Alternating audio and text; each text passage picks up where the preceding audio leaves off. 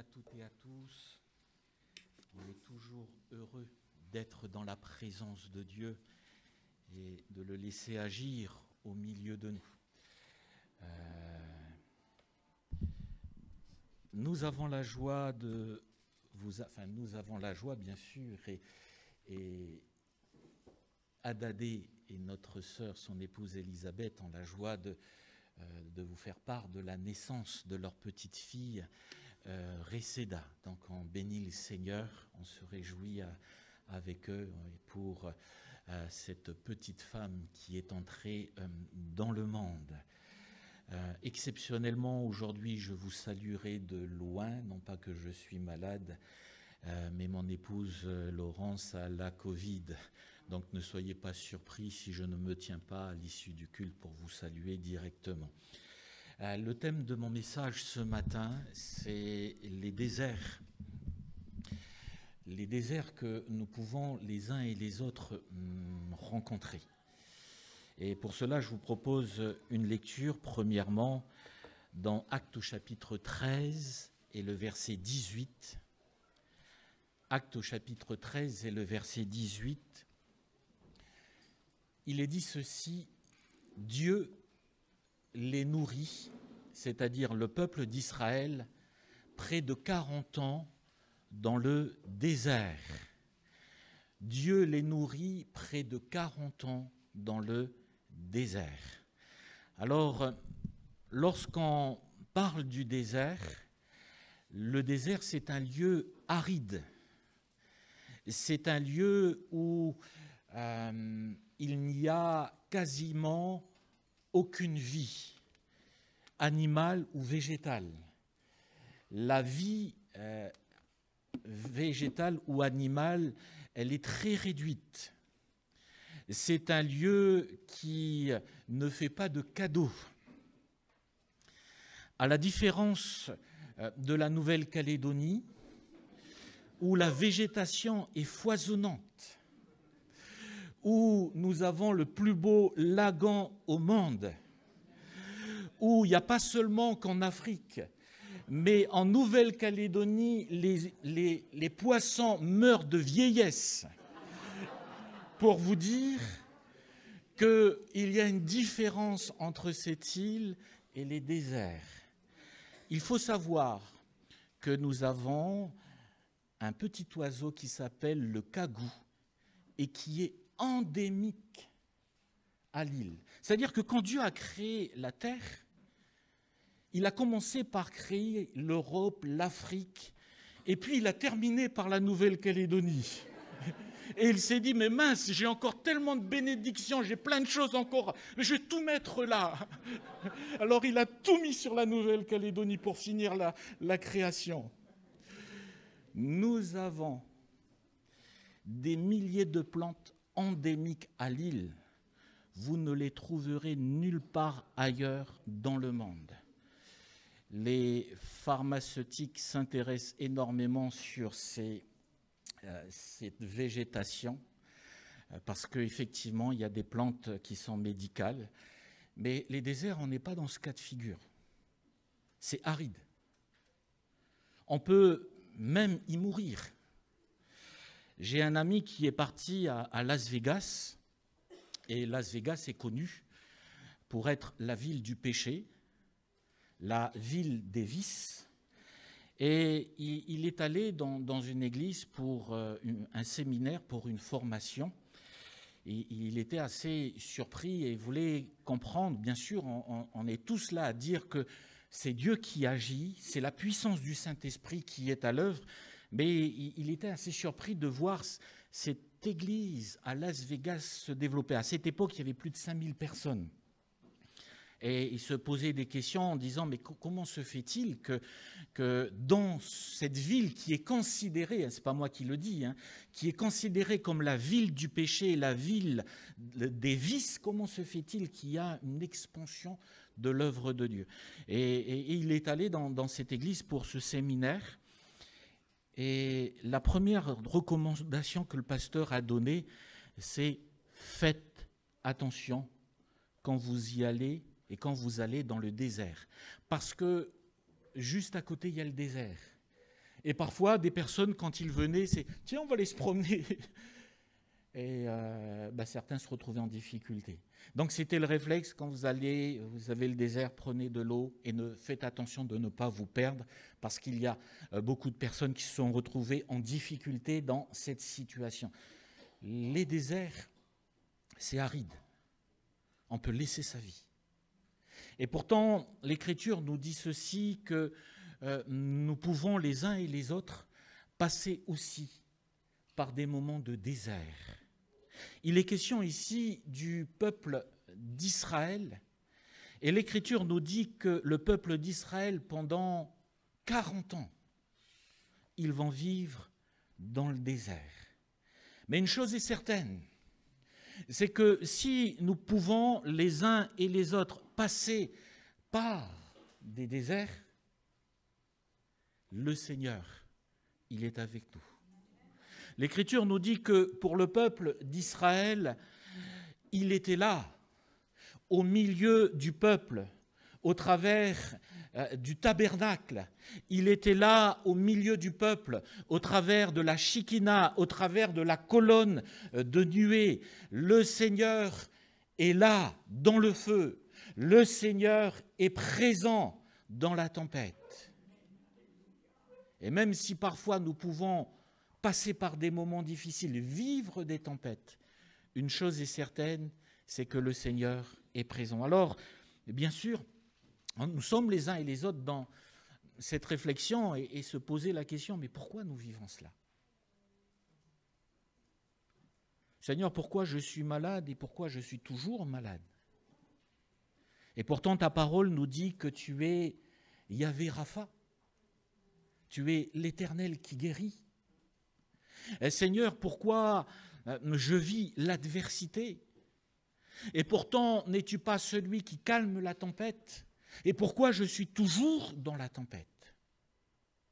Et Seigneur, n'es-tu pas celui qui est l'Éternel qui pourvoit? L'Éternel qui pourvoira? Et pourquoi je suis dans cette galère? Et quand j'ai l'impression de sortir du tunnel, je me retrouve de nouveau dans cette galère, dans une autre galère. Et il est vrai que parfois, nous sommes dans cette réflexion de dire pourquoi je vis cela?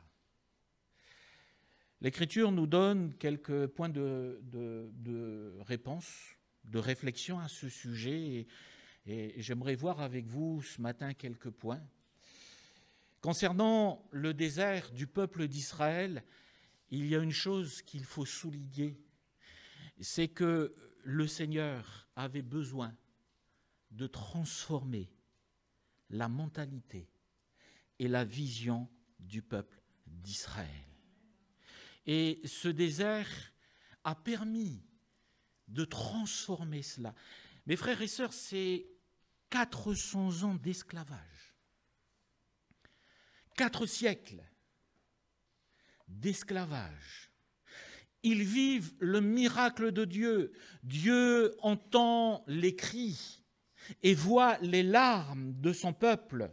Et à partir de là, il envoie ce libérateur dans la personne de Moïse.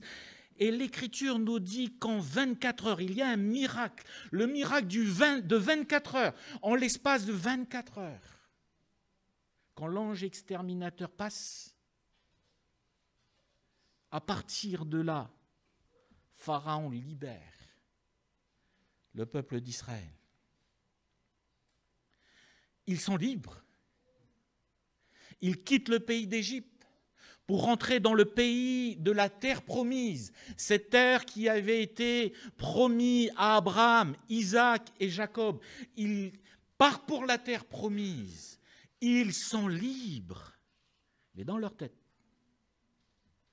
ils sont encore esclaves. Dans leur tête, ils ne sont pas encore libres.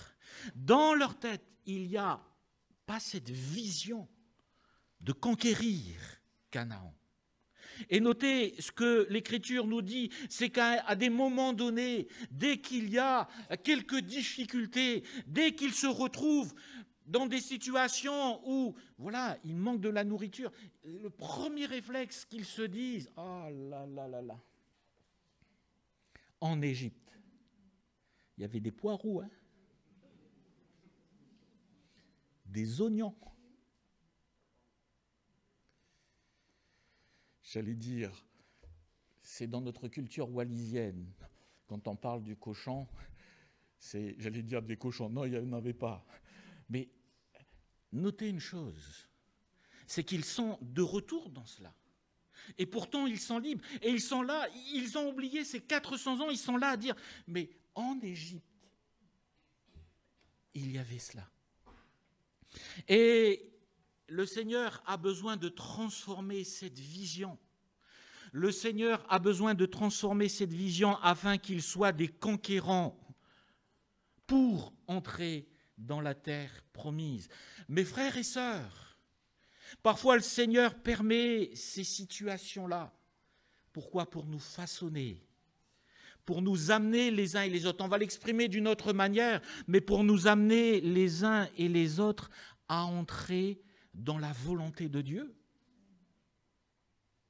On peut être avec le Seigneur et pourtant notre mentalité n'a pas changé. Le frère aîné du fils prodigue, il était dans la maison du Père et il avait tout en sa possession, mais dans la maison du Père, il fonctionne et il a une mentalité non pas de fils, mais de serviteur. Et quand son frère revient, et quand son père en l'honneur du retour de son fils, malgré tout ce qu'il a fait, le père tue le veau gras et fait la fête. Lui, quand il arrive et il voit tout ce qui se passe, il ne veut pas rentrer dans la maison. Et il dit à son père, mais comment se fait-il que lui, là, qui nous a trahis, lui qui nous a tourné le dos, comment se fait-il qu'on va l'accueillir de cette manière? Moi, j'étais là, je t'ai servi avec fidélité et tu ne m'as même pas donné un chevreau. Tu le veau gras, quand c'est un moment exceptionnel.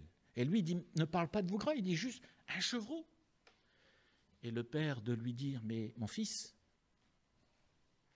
tout ce qui est à moi est à toi.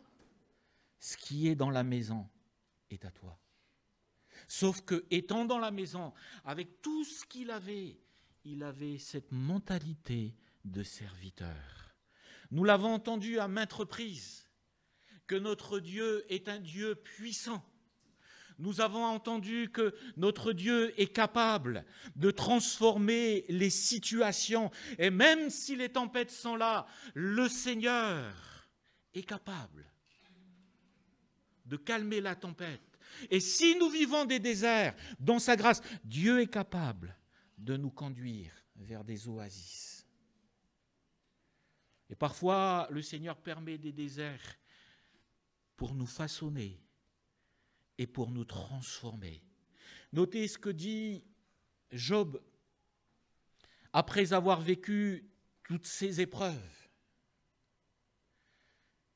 Et le Seigneur le relève. Et quand il est là, il dit, mais mon œil, mon oreille avait entendu parler de toi. Mais maintenant, mon œil t'a vu. Avant l'épreuve, avant ces moments difficiles, il avait cette relation profonde à l'égard de Dieu. Il vivait une dimension exceptionnelle parce que l'Écriture nous dit qu'à un moment donné, le diable va se présenter dans la présence de Dieu et Dieu va dire, mais as-tu vu mon serviteur? Job, c'est un homme intègre et droit, se détournant du mal. Il n'y a pas d'autre homme qui soit semblable à lui. Et pourtant, malgré cette dimension, après l'épreuve, après son désert, le Seigneur va transformer sa vision. Et il va dire, mais j'avais entendu parler de toi. Mais maintenant, mon œil t'a vu. Il rentre dans une autre dimension. Et Seigneur, vous savez, mes frères et sœurs, quand on vit ces déserts, il y a deux choses. Soit on sort aigri, soit on sort grandi. Mais prenons toujours cette décision de dire, Seigneur, même si je ne comprends pas tout, je veux que tu viennes et que je sorte grandi de cette situation. Et concernant le peuple d'Israël, il a fallu à un moment donné que le Seigneur vienne les transformer. Une génération est passée. Parce que cette génération n'était pas capable de se saisir de la vision de Dieu, de la volonté de Dieu. Et une génération est passée. Et à chaque fois, je prie et je dis, mais Seigneur, permets-moi d'avoir une vision éclairée par ta parole. Permets-moi d'avoir cette vision éclairée par le Saint-Esprit, parce que je ne veux pas que ma génération passe. Et que je vois de loin ta bénédiction pour ton Église. Mais Seigneur, viens renouveler en moi ta vision, ta direction, ta volonté. Permets-moi de ne pas voir notre Canaan de Thionville de loin, mais d'entrer pleinement dans les œuvres et dans ta volonté. Il a fallu que le Seigneur transforme. Il y en a eu 2 qui, eux, avaient cette vision. C'est Caleb et Josué. Une vision renouvelée. Quand ils viennent, c'est génial. Vous avez vu les grappes de raisin. La Bible nous dit à hauteur d'homme. Il y a juste à Canaan et en Nouvelle-Calédonie. Non, je plaisante. Des grappes à hauteur d'homme. Eux, ils sont là, ils disent, mais vous vous rendez compte? C'est pour nous tout ça. C'est pour nous. Et certains disent, ouais, il y a les géants, hein. Les géants d'Anak. On est comme des sauterelles. Enfin, on grossit les choses, comme des sauterelles. Mais cette vision renouvelée par le Seigneur, ce désert qui continue à façonner les uns et les autres. Quand Caleb vient, 80 ans, il vient voir Josué, leader, lui dit, maintenant il est temps pour moi d'entrer dans la promesse de Dieu.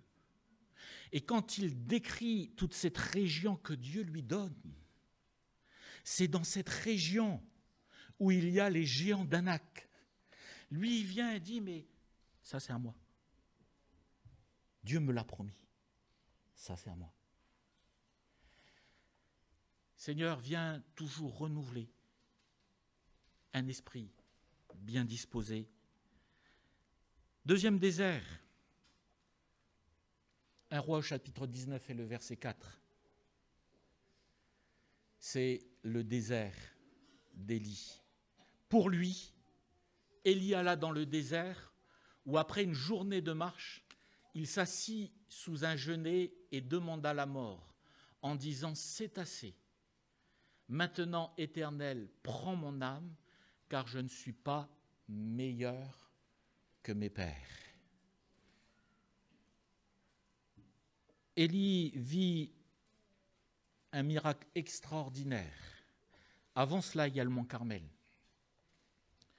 où, à cause du peuple d'Israël, qui était partagé entre l'Éternel et ses dieux, ses faux dieux, il rassemble Israël et il rassemble aussi ses faux prophètes.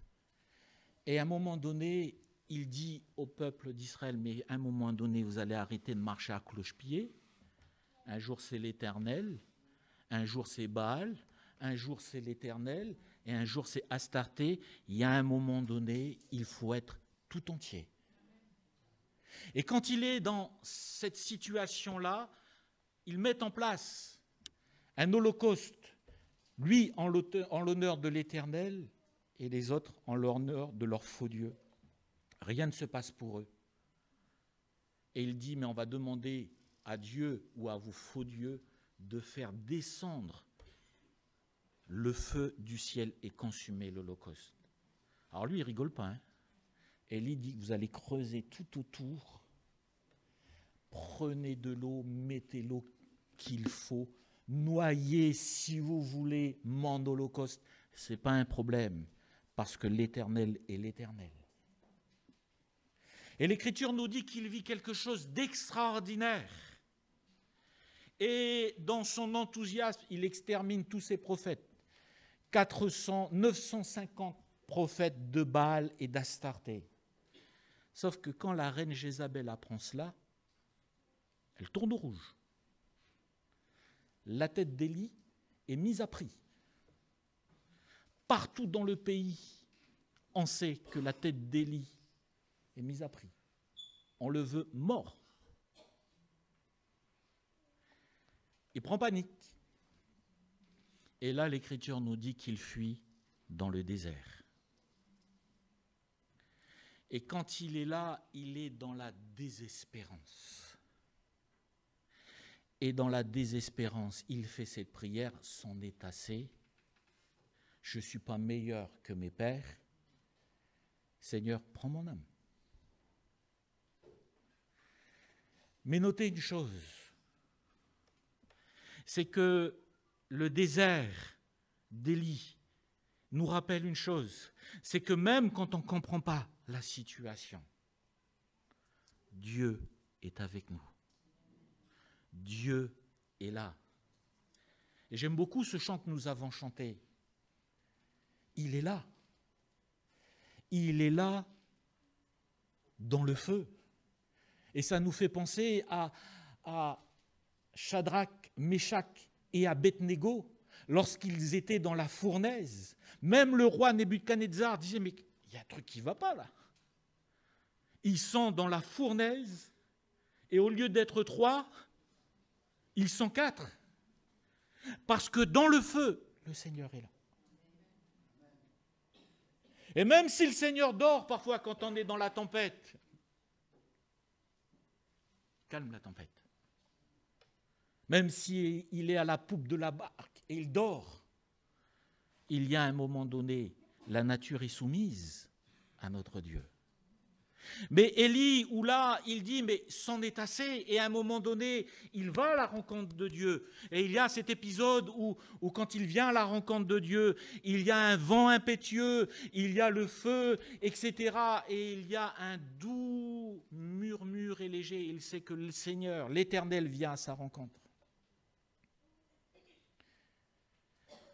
Mais notez une chose, quand il est désespéré, quand il n'a même plus envie de prier, la Bible nous dit qu'il fuit et il se met à dormir. Il y a l'ange de l'Éternel qui vient le réveiller et lui prépare de la nourriture. Privilégié. Hein? Privilégié. VIP. Franchement, l'ange de l'Éternel. Élie a eu ce privilège et les disciples ont eu aussi, quand Jésus est ressuscité, ce privilège. Parce que l'ange de l'Éternel, c'est le Seigneur Jésus. C'est-à-dire que le Seigneur Jésus vient.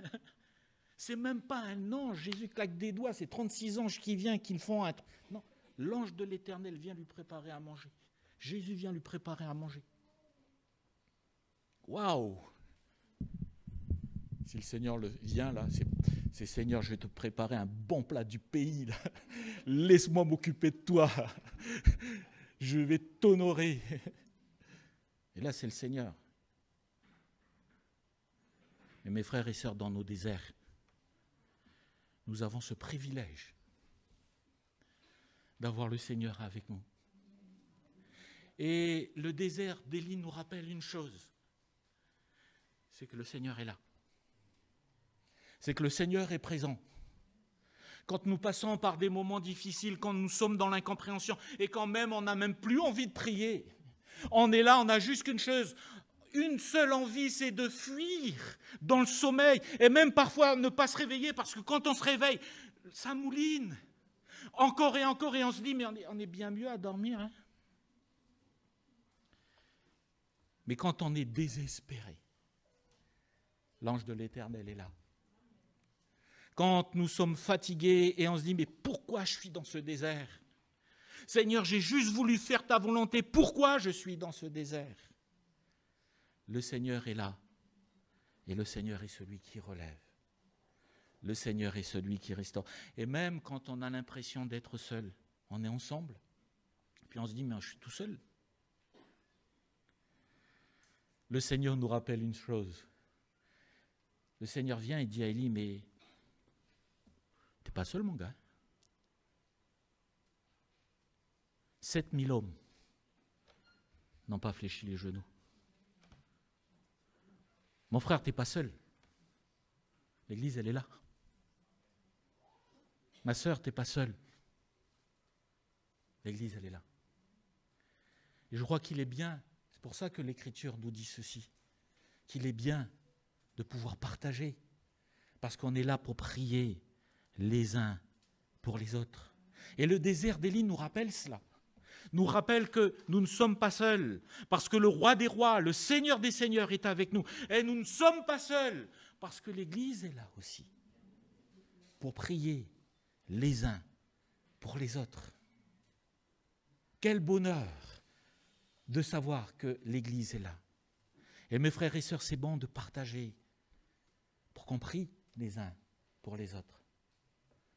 Troisième désert, celui de Jésus. Jésus rempli du Saint-Esprit, Luc au chapitre 4, le verset 1er, le verset 2. Jésus rempli du Saint-Esprit revint du Jourdain et il fut conduit par l'Esprit dans le désert. Là, il fut tenté par le diable pendant 40 jours. Il ne mangea rien durant ces jours-là et après qu'ils furent écoulés, il eut faim et ensuite vient la tentation du Seigneur qui est exprimée. D'autres textes disent, et comprenez bien, que le Saint-Esprit ne conduit pas Jésus pour être tenté. Jésus s'en va pour rechercher la présence de son Père. Mais dans ces moments où Jésus se retrouve dans une situation de faiblesse physique, le diable vient. Vous avez quelques traductions où il est dit que le Saint-Esprit conduisit Jésus dans le désert pour être tenté. Ce n'est pas dans ce sens. C'est que quand le Seigneur a été dans le désert, c'est là où le diable est venu. Au chapitre 3, il est exprimé le baptême du Seigneur. C'est-à-dire que le Seigneur prend le baptême d'eau et ensuite, il entre dans son ministère terrestre. Mais avant d'entrer dans son ministère terrestre, il veut entrer dans la présence de son Père. Et il le fait pendant 40 jours, et dans le jeûne et dans la prière. Parce que dans les Écritures, le jeûne est toujours associé à la prière. Parce que quand on est dans le jeûne, on est dans cette recherche de la présence de Dieu. Et c'est dans ce désert, dans ce moment où le Seigneur, pendant 40 jours, n'a pas mangé, et physiquement, il se retrouve dans une situation de faiblesse, c'est là que le diable vient le tenter. Mais Jésus n'est pas conduit pour être tenté. Il y a quelque temps, nous sommes partis, c'est une anecdote, nous sommes partis avec Laurent chercher nos 2 filles à Cherbourg, et on est revenus. Et lorsqu'on est revenu sur l'autoroute, on s'est arrêté. On s'est arrêté et puis on a pris un repas ensemble, manger. Et là, j'ai dit à Laurence, écoute, donne-moi ton sac, j'ai quelque chose à aller récupérer dans le camion. Je prends le sac, je vais dans le camion. Dans son sac, il y avait les clés, il y avait ses papiers, il y avait aussi son portable. J'ai pris, puis je suis monté dans le camion et puis je suis parti. Je l'ai largué. Je l'ai largué à la station et je suis rentré à la maison. Alors, c'est pas inquiété. Et à un moment donné, elle s'est dit, mais dis donc, il est où Jean-Christophe? Elle a commencé à me chercher, elle ne me trouvait pas, elle a fait toute la station, elle ne m'a pas trouvé. Ensuite, elle est partie au parking. Et là, elle a vu le camion qui a disparu. Je dis, mais il m'a oublié ou quoi? Pas possible. Mais comme elle n'avait pas son téléphone, ne pouvait pas appeler, et comme elle n'a pas les numéros des uns et des autres, Alors elle a demandé à un monsieur, parce que bon, quand même, elle connaît mon numéro. Hein. Elle m'appelle, j'avais éteint mon portable. Et là, elle demande à une famille qui a été très gentille. La famille a dit, écoutez, nous, on va sur Reims, on peut vous déposer sur Reims. Et là, elle va avec la famille sur Reims. Elle va à la gare et elle explique sa situation. Elle dit, moi, je vais vous payer, mais là, je ne peux pas. Est-ce que je peux prendre? Et là, d'habitude, ils disent, non, mais là, ils sont généreux, ils le font. Et puis, elle arrive, pareil, taxi. Et là, elle arrive à la maison, elle voit le camion devant la maison. Elle vient, elle sonne pas. Et elle ouvre. J'ouvre, j'ai dit, qu'est-ce qui se passe? Elle dit, mais tu m'as oublié ou quoi là? Je lui ai dit, non. Non, Laurence. J'avais besoin d'éprouver ton amour. J'avais besoin de savoir si tu m'aimes vraiment. C'est pour ça que je t'ai laissé. Est-ce que tu m'aimes vraiment? Certains vont dire, Jean-Christophe, tu as eu un cours d'éthique familiale, il faut peut-être revoir la rubrique couple. D'autres vont dire, non, c'est plutôt un psy que tu as besoin. Mais des fois, nous, on fonctionne comme ça avec le Seigneur. On se prend un coup de coude, un coup de tibia. Non, mais c'est le Seigneur qui permet cela. Pour m'éprouver. Là où on va dire, mais c'est non-sens. Imaginez que... C'est une anecdote, c'est fou. Hein. Mais imaginez, vous allez dire, mais dites donc, comme disent certains, je crois qu'il y a une durite qui a cassé là.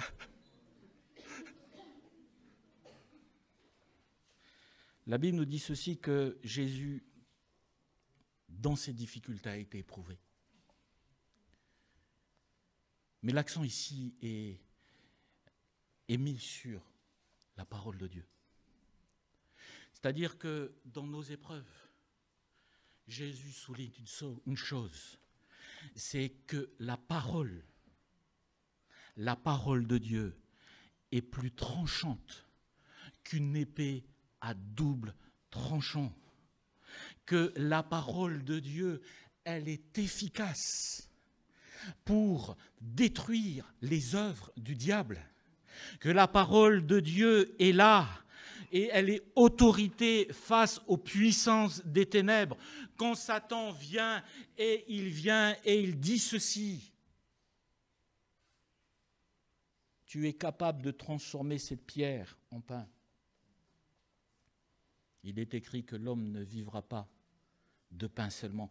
Et à chaque fois, face à l'ennemi de nos âmes, c'est la parole de Dieu qui triomphe.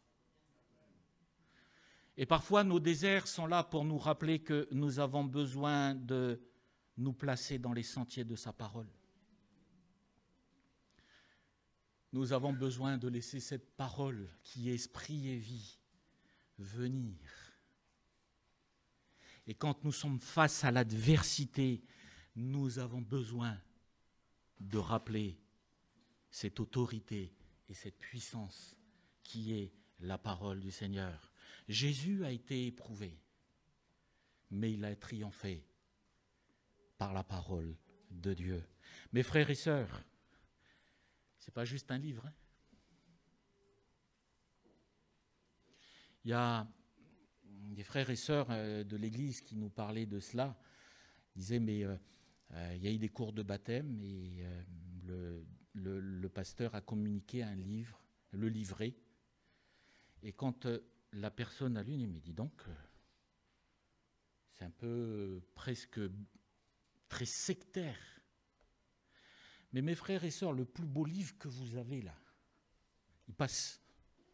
Écrit dans une période, ça peut être compréhensible. Aujourd'hui, ça passe. Mais la parole de Dieu, elle est éternelle. La parole de Dieu n'est pas obsolète. La date de péremption, ça n'existe pas. Elle est éternelle et elle est puissante. Que cette parole soit toujours dans notre cœur, que ça soit toujours notre délice. J'aime ta parole, Seigneur. Je l'aime. Et je veux la savourer. Je veux qu'elle descende dans mes entrailles, qu'elle vienne et que le réma se manifeste. Et là, à un moment donné, on dit, waouh, ça fait 5000 fois que je lis le psaume 23 et là, waouh, t'as une parole qui vient et qui touche mon cœur. Dernier désert, et je termine avec cela, c'est le désert de Moïse. Acte au chapitre 29 et le verset, Acte au chapitre 7, le verset 29 jusqu'au verset 30.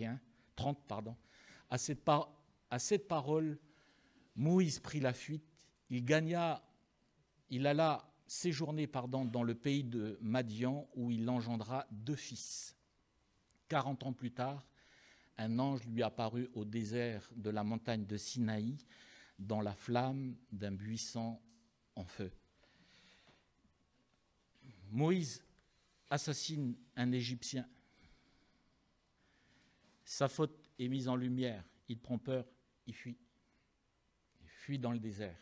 Et là, il va séjourner chez Madian. Mais il va être 40 ans dans ce désert avant de vivre les 40 ans dans le désert avec le peuple d'Israël. Mais pendant ces 40 ans, dans ces moments de désert, le Seigneur va l'éprouver et le façonner, dans le sens où le Seigneur va épurer ce qui n'est pas sa gloire.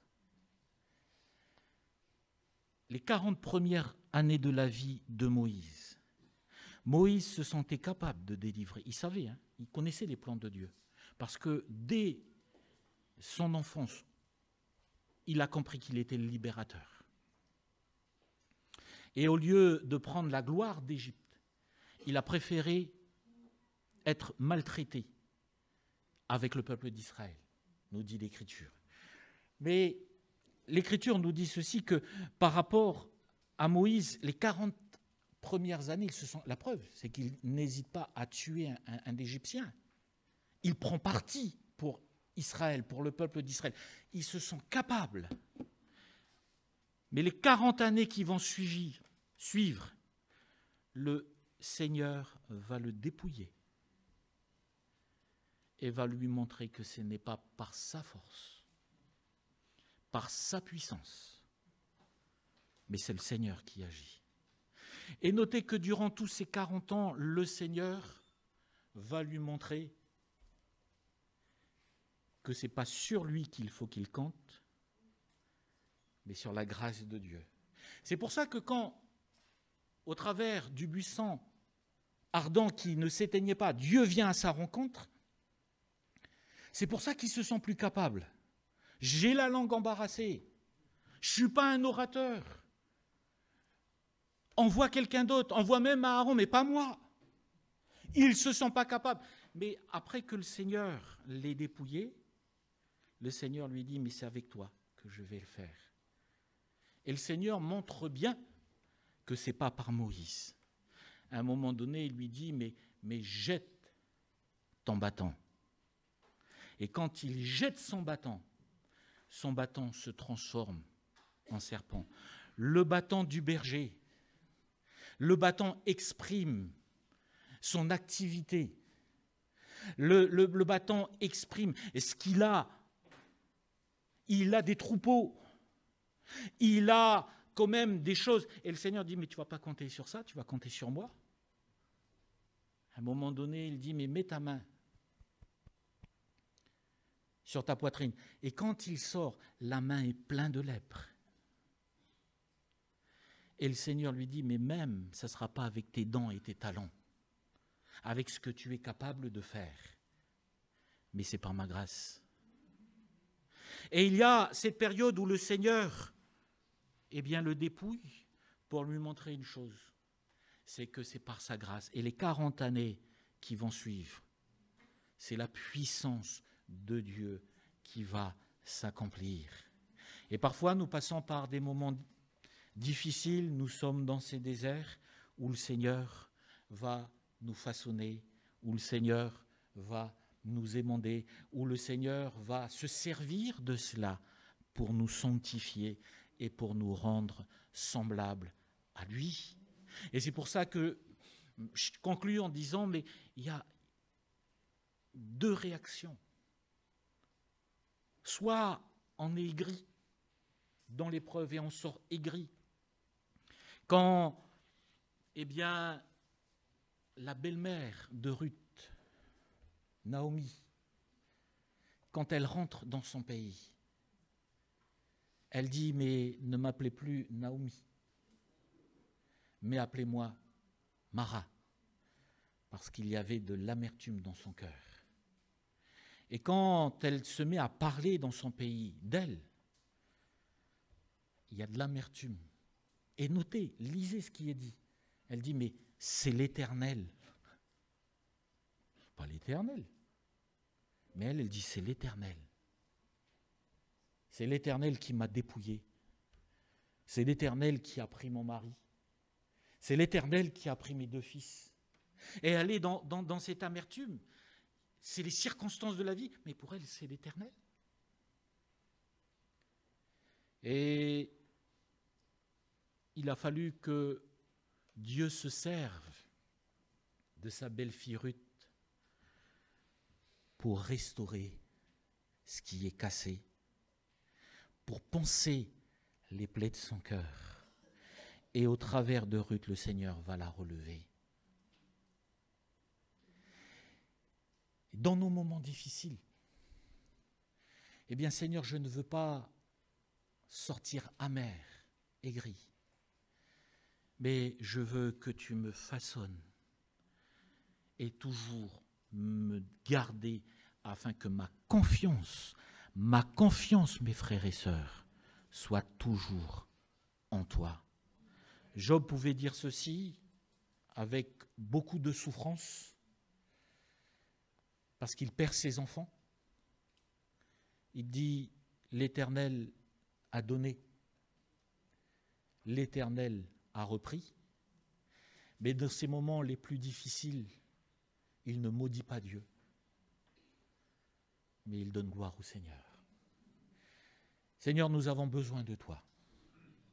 Nous avons besoin de ta grâce. Nous savons que tu es ce Dieu grand, ce Dieu victorieux.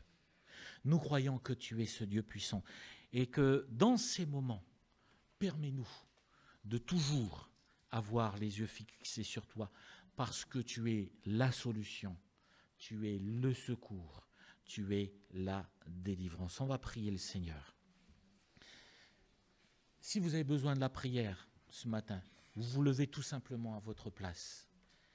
On va prier le Seigneur. Quels que soient les déserts que vous pouvez rencontrer, quelles que soient les difficultés, vous vous levez à votre place.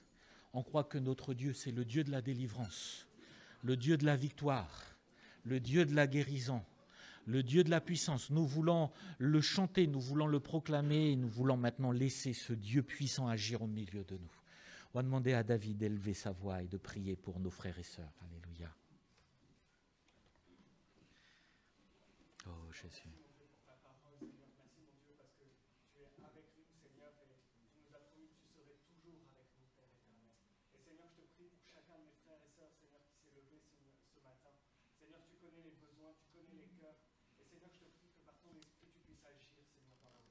Seigneur, qu'il puisse, Seigneur, être touché par ta présence, Seigneur, et qu'il puisse simplement être convaincu, Seigneur, que jamais, Seigneur, tu ne les abandonneras, que tu seras toujours avec eux, Seigneur, et que dans chacune des situations, dans chaque désert par lesquels ils peuvent passer, tu es là. Seigneur, tu es présent, Seigneur, dans les vies. Seigneur, je te prie vraiment que tu puisses encourager, Seigneur, le cœur, Seigneur, découragé, que tu puisses, Seigneur, fortifier celui qui est là. Seigneur, que tu puisses agir, Seigneur, dans chacun des cœurs. Que tu puisses guérir, Seigneur, les blessures, Seigneur, de la vie. Et Seigneur, que vraiment, Seigneur, tu puisses souffler la vie, Seigneur, dans les cœurs. Père éternel, pose ta main, Seigneur, sur chacun des frères et sœurs. Que ton nom soit glorifié, Seigneur. Que ton nom soit béni dans leur vie. Merci, Seigneur, parce que tu es celui qui règne, Seigneur, et tu es là à côté de nous. Amen. Seigneur, sois béni, Père. Dans le nom de Jésus, je te prie, Père. Amen. Amen. Béni soit le Seigneur. Vous pouvez reprendre vos places. Les musiciens s'approchent.